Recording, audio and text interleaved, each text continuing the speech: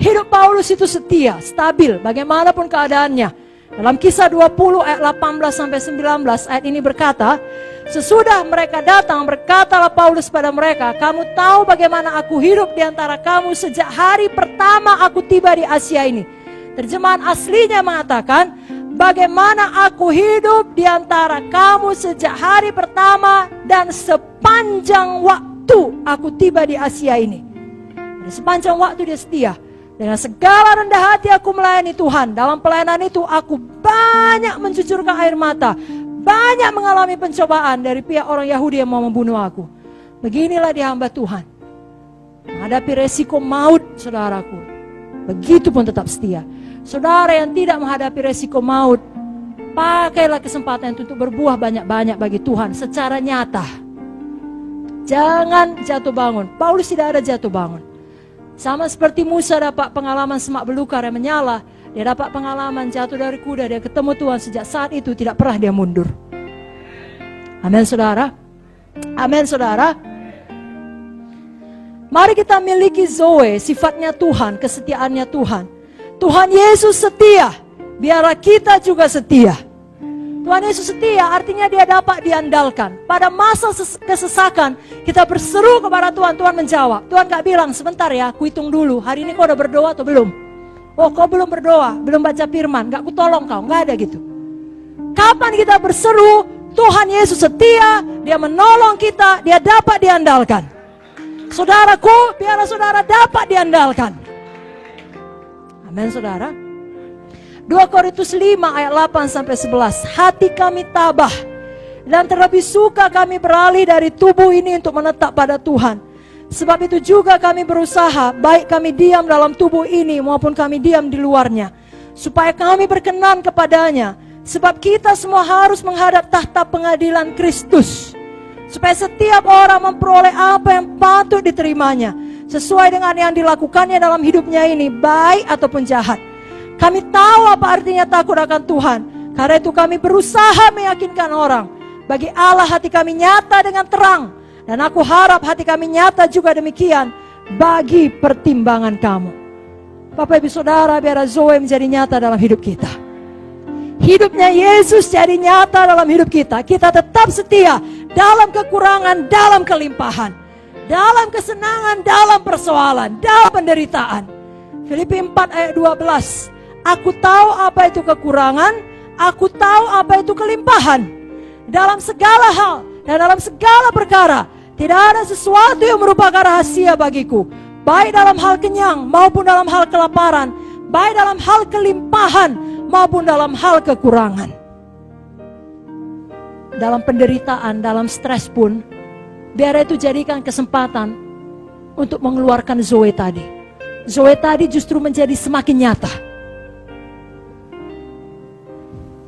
Karakter apa yang kita nyatakan kalau stres melanda kita? Kalau persoalan datang, kalau penyakit datang. Dalam Lukas 22 ayat 42, ini doa Tuhan Yesus. Ini ayat yang terakhir. Lukas 22 ayat 42, saya bacakan kepada saudara. Saudara semua tahu isinya. Bukan kehendakku Bapa, tapi kehendakmu jadilah. Itu doa Tuhan Yesus. Hematidrosis itu istilah kedokteran. Hematidrosis istilah kedokteran yang menggambarkan seseorang yang berkeringat darah.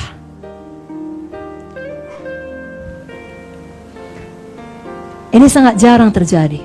Ada kita yang sudah pernah keringat darah? Belum, saya harap tidak pernah. Tapi itu pernah terjadi dan dituliskan dalam Alkitab. Dialami oleh Tuhan Yesus sendiri. Dan ilmu kedokteran menerangkan itu akan terjadi kalau seseorang di bawah tekanan fisik yang sangat besar atau tekanan emosi, stres yang sangat besar. Seperti yang dialami Tuhan Yesus di Taman Getsemani. Tapi satu hal yang pasti, stres dapat menyatakan karakter kita yang sebenarnya. Nah, kalau kita perhatikan, karakter apa yang dinyatakan Tuhan Yesus di tengah stresnya yang sangat besar? Pada waktu dia harus menghadapi kematian. Nah, sebenarnya bukan itu kali. Pada waktu dia harus memikul semua dosa umat manusia. Karakter apa yang keluar? Apakah Tuhan Yesus berteriak dalam keputusasaan? Apakah Tuhan Yesus mempertimbangkan untuk memberontak kepada Bapa? Apakah Tuhan Yesus mau melarikan diri? Ataupun Tuhan Yesus marah kepada Bapa, merasa ini tidak adil ditimpakan kepadanya. Aku tidak berdosa, kenapa aku harus menanggungnya? Tidak. Apa yang dilakukan Tuhan Yesus tengah stres yang besar? Dia berdoa. Lalu dia menyerahkan dirinya kepada kehendak Bapa. Dan walau untuk itu dia harus membayarnya dengan nyawanya sendiri. Dari jawaban Yesus dan dari tindakannya setelah itu, kita tahu ada banyak dimensi karakter Yesus yang dinyatakan. Kasihnya dinyatakan. Kesetiaannya dinyatakan. Penguasaan dirinya dinyatakan. Dan itu semua adalah buah roh. Seperti yang dituliskan oleh Paulus dalam buku Galatia 5. Bapak Ibu Saudara, kita tutup malam ini dengan satu kerinduan supaya kita juga demikian. Pada waktu stres datang, pada waktu persoalan datang, karakter kita yang sebenarnya dinyatakan. Biarlah yang keluar Zoe, kasihnya Tuhan, kepatuhannya Tuhan, penguasaan dirinya Tuhan.